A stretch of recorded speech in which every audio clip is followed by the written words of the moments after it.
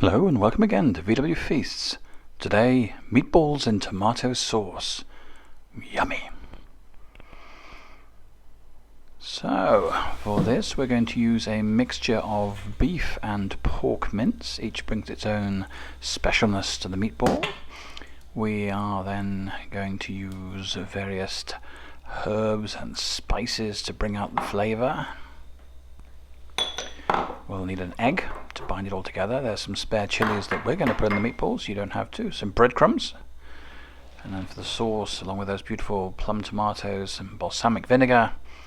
And then, if you like it, a habanero chili.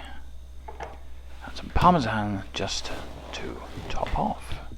And with this we'll be serving mash. So, the VW has been busy and chopped things up into little pieces, which then obviously makes it much easier to cook. We didn't really want to show you all the chopping, but here's the result of it. This is the bit where we go back to kids cooking. This is where you can get your hands right in there. So, season as you go. The more you season at the beginning, the less seasoning you have to put in later. Obviously, don't overdo it. A bit of salt and pepper. Now we're having a bit of a problem with our salt and pepper mill, so obviously we're having to try all sorts of different ones here to get some salt and pepper out. Then go in our dry spices, followed by our garlic and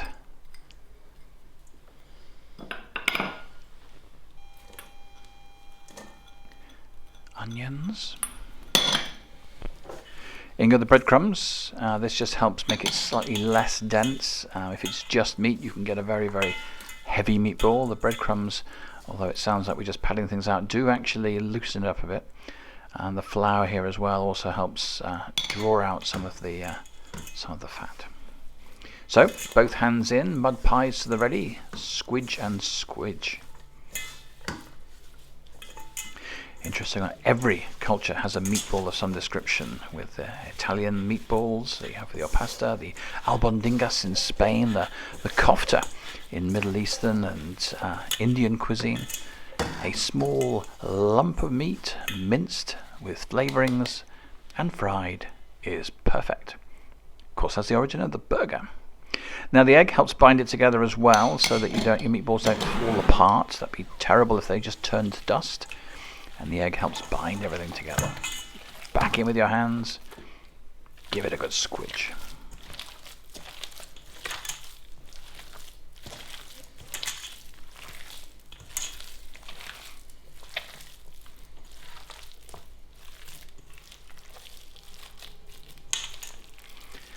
Then when you're sure that everything is all together, all mixed, evenly distributed through your mix, you can start making your meatballs.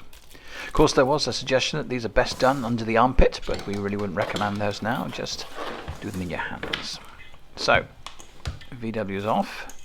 Take a smaller meatball. Here we're making small, sort of 1 to 2 bite-sized meatballs, the little ones there.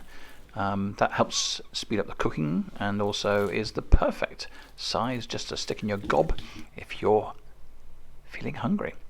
When you've rolled them all out, you'll have a load of meatballs like this.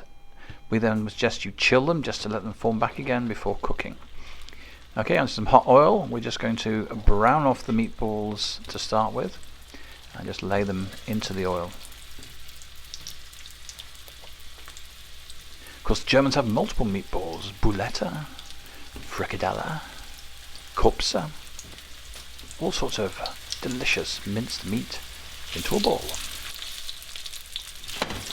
We're trying to think of a sexier name to put on the title, but I think meatballs just does it.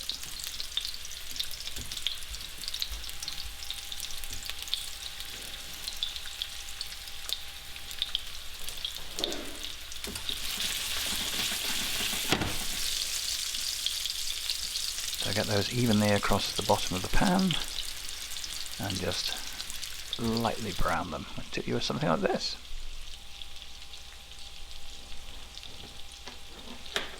What we're going to do then now is just put them to one side for a moment, just put them on a bit of kitchen paper just to absorb some of the extra fat.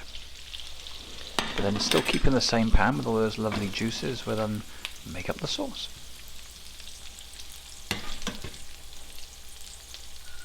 As you can see, some of the onions have come out of the meatballs. They won't go to waste. Oh no.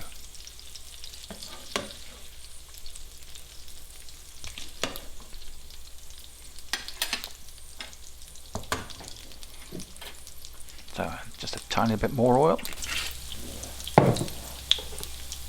And then in goes some more onions.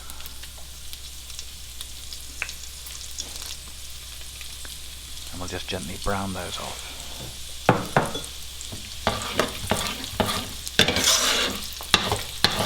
Here you're looking just to take away the bitterness from them and not to completely toast them. In goes our chilli. We, as you can see, use quite a lot of chilli. We recently came back from the UK, so we have some proper chilies. We'll have to go back again to load up for our weaponized chilies. The hunt still goes on in Germany to try and find decent, proper chilies.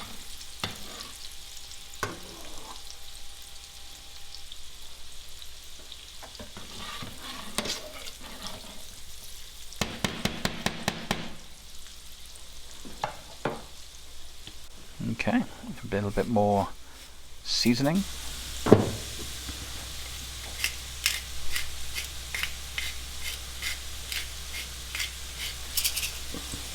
As I said, we're doing this with mash, and as you can see, our problems with our salt and pepper salads. But we're doing it with mash because we're going to have a nice sauce here, and you can either use a pasta and have the pasta coated in the sauce and that pick it up, or you can go all out and use mash, in which case the sponge will ensure that no sauce escapes. Right, we're now ready to add that beautiful balsamic vinegar. And our tomatoes, just slopping them through the bowl just to make sure we get all those last bits of vinegar out. We're using a particularly thick and condensed version here, which is obviously gives a really intense flavour, but does mean it's a little bit more sticky.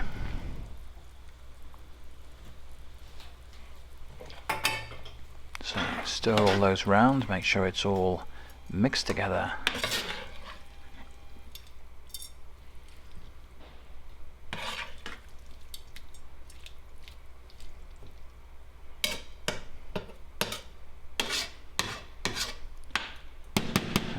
Going to do is actually to put the meatballs back on top of the tomatoes and cook it all together.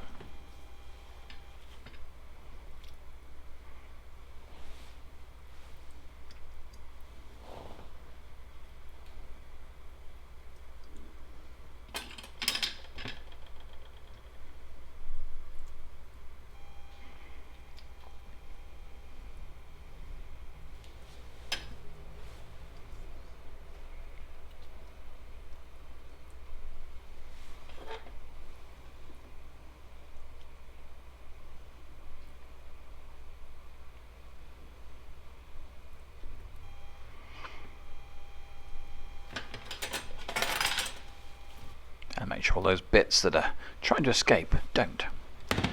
So pop on the top, and then that's probably only going to be another 10 or so minutes, by which time you've got a chance to finish off your mash and serve it all together. As you can see, bubbling nicely. Let's just move them all together just to move things around so that the sauce doesn't catch on the bottom, and also it beautifully coats all those meatballs.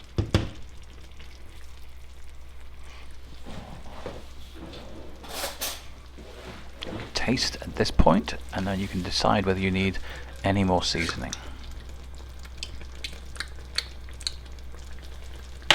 And we need just a touch more.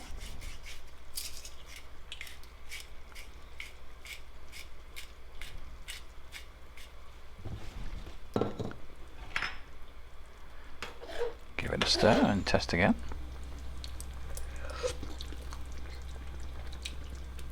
And with that,